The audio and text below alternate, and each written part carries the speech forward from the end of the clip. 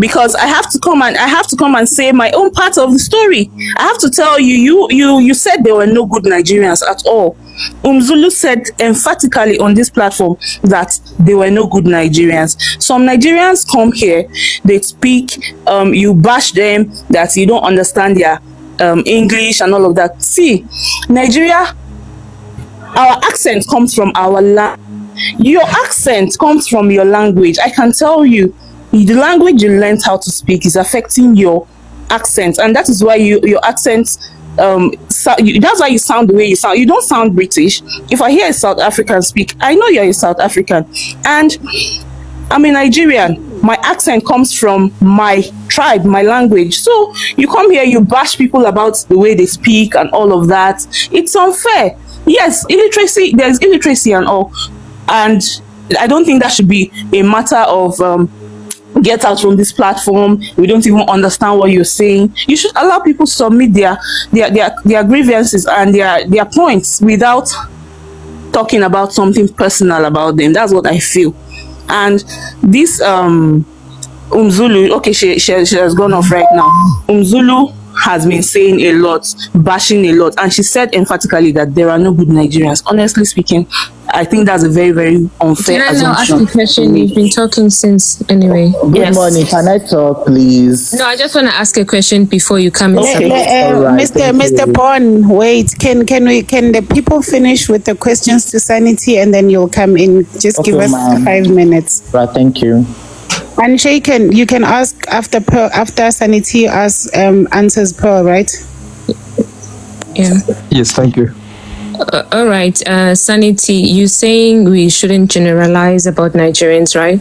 So my question is, why do your brothers, when they travel, they leave you guys? Oh, sorry, please. Okay, I want to answer one person on the comments. I'm with you. Why do when your brothers, Nigerians, when they travel to South Africa or wherever, why do they always travel alone and they will marry a South African? Do you know why? Okay. Can you educate me, please? It's the question. Why do your brothers? Okay, do I know why? They travel alone I've not and been. marry South Africans or marry abroad. Okay, I've not been in that position. Like I told you, I am a Nigerian living in Nigeria. So I've not been in that position, and I don't know their reason. Let me tell you the reason why. Somebody else can say it's a stupid question. You know why? Okay. Because wherever they want to travel to, they always want to benefit. Fake marriages, fake documents. They travel on student visa and they now demand to stay in certain countries. They feel so entitled even. Do you know that's the reason why? Do you know how many South Africans are even hooked with their marriage? Do you know that? I'm not oblivious of that fact.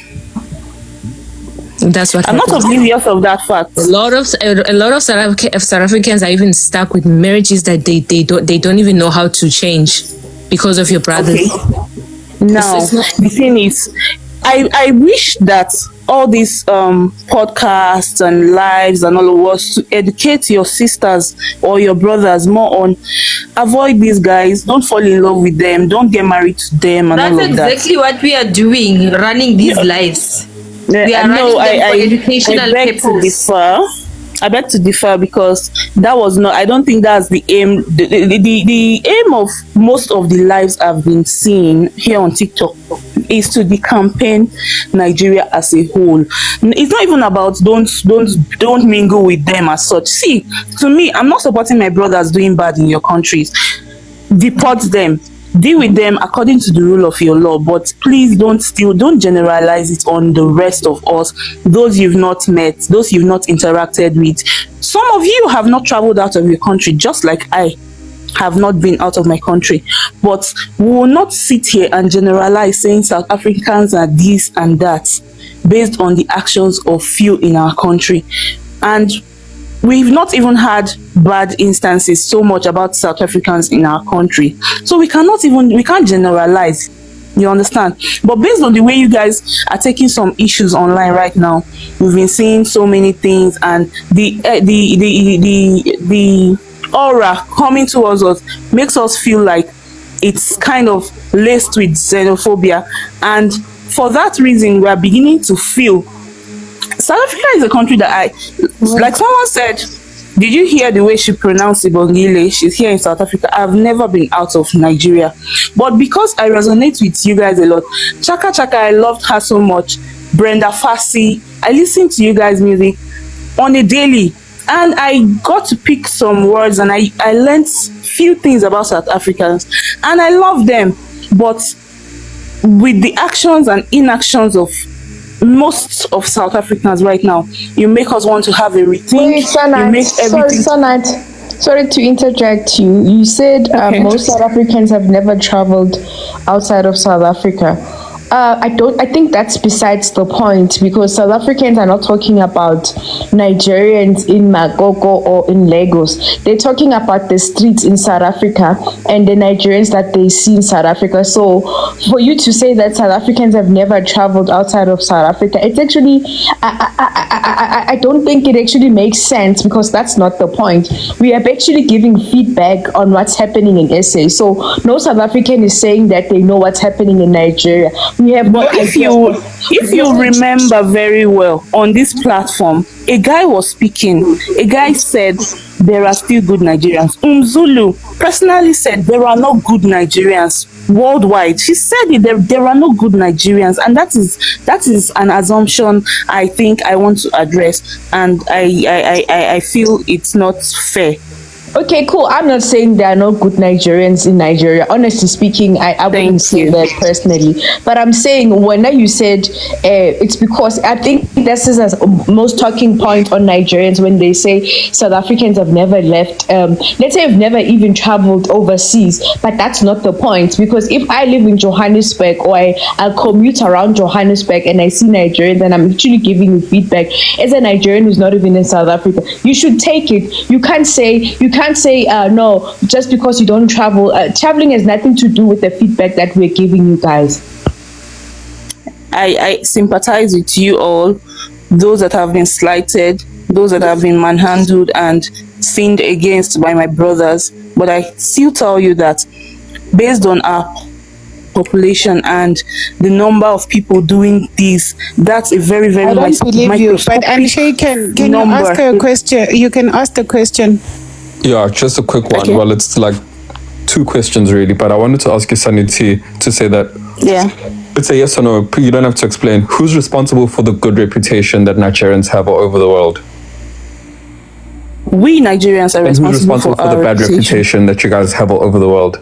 We also are responsible for our bad reputation. So then you can't come here and say that whatever you guys are doing with Ghana is just banter, and then when we speak about the experiences that we've had with Nigerians in South Africa, then you say that it's South Africa that's giving you guys a bad name, or it's coming from a place of hatred. Like Ntabi said, you can't come and invalidate the experiences that people have had. You know, like no one is saying. And I have said severally that I sympathize with Can I just quickly finish? No one is saying that there are no good Nigerians. Of course there are.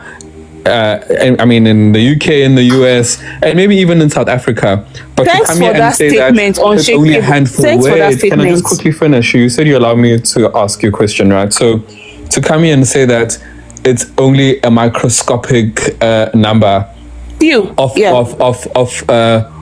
of bad Nigerians in South Africa, I think is to really just invalidate. Wait, let me just quickly finish. It's to invalidate the experiences that a lot of South Africans are having. Right now, if you had to go to any of our CBDs, whether it's Pretoria, Kempton Park, Johannesburg, even in the Eastern Cape, you would find that a lot of the people that are there are not people that are there on a critical skills visa. These are not people that came here under the guise that they are tourists or that they're even students. They're standing there all day loitering, luring young girls into sex trafficking activities and prostitution. Go there right now and fish out for me a doctor or an engineer or a nurse in Hillbrow or Kempton Park. You're not going to find one. So to come here and say that it's only a few, it's not a few. If it was a few, people wouldn't notice, because remember, we live with a lot of foreign nationals in the country. There's Kenyans, there's Ghanaians, there's even people from Burundi, there's people from everywhere in South Africa. But the fact that your own countrymen have repeated behavior, I mean, right now, if me and your brother had to take a flight to Thailand or Malaysia, who do we think is likely to get pulled over and stripped naked because they're suspected of carrying something? It's not me.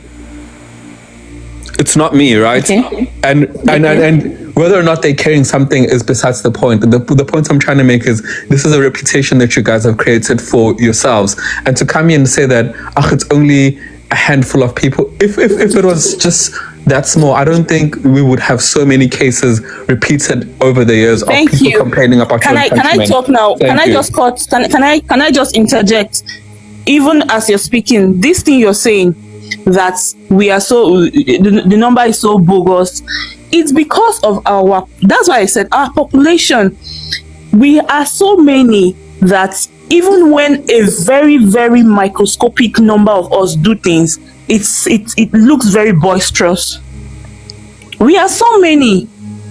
And that is the reason for all of this. And the reason you cannot notice, Ghanaians, Mozambicans, this, that, is because their numbers might not be as much as ours in your country. But part of ours, even the bad things you're saying are happening in your country, they're happening in ours too. Do you understand? They're happening in ours, and we're taking the brunt of this whole issue. So I resonate with what you're saying. I understand your pain points, and I said I sympathize with you guys. Do you understand? Here someone is saying Yorubas eat humans, and I make bold to tell you that Yorubas don't eat humans. Those people eating humans that you see are because they are, I don't know the barbaric nature. I don't know I don't know the fabrics of their existence. I don't know where they were created from. And we have them here in Nigeria. We have them all over the world. So you cannot be you can't absolve yourself of something you know might be happening in your own country. You use it to tackle and insult another nation. Do you understand? I think this thing, it happens everywhere. So you shouldn't use that to talk to us. You shouldn't use that to talk at me on a live when I'm just trying to air my views. Even if a very, very few of us do something, it will look so boisterous because of the number. And that is why I started by saying the numbers. The numbers is what makes us look as if we are just tormenting the whole place. But I don't know. Thank you, sis. We'll come back to you. Let's go to Born to win. Yeah, right. Yeah, good morning, everyone. Yeah, good morning. Good afternoon. Sorry, good afternoon, rather. All right. I used to live in South Africa before I moved down to Switzerland, where I work with watch company because I work in the watch industry as a watchmaker. And I want to start with unshaking. Unshaking, when it comes to a country, having a huge population is also a big deal, e.g. China, India. There's no way, one of the reasons why China is huge, especially when it comes to technology is because they have a massive 1.2 billion. No country in the next few years, let me say, for example, in the next 5 years, no country on earth will have the least amount of engineers, doctors, or whatever profession we have in this world will be over than China. One, and that is because of the population. Two, China migrates everywhere too. You know, we have them, I would just say Nigerians are like Chinese. Everywhere you go to, there's always a Chinese, all the time. But now, we say, this message on the host places said, is it propaganda or is real? For me, it is both.